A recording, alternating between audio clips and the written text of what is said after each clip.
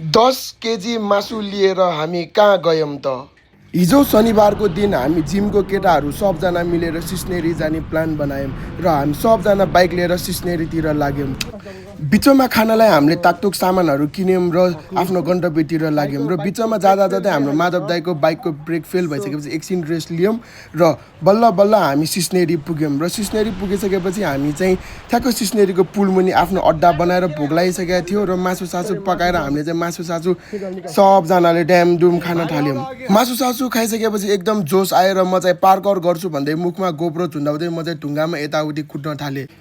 ढुङ्गामा यताउति कुद्न थालिसकेपछि एकदम गर्मी भएर म गोप्रो लिएर अन्डर वाटर सटहरू यसो खिच्न थालेँ र अन्डर वाटर सट खिचिसकेपछि आफू पनि स्विमिङ खेल्न म चाहिँ मेन पोखरीतिर गएर एक डाइभ हानिहालेँ। पानी लास्टै सफा र एकदम चिसो थियो र मलाई चाहिँ त्यहाँ पौडी खेलेर एकदम रमाइलो लागिरहेको थियो।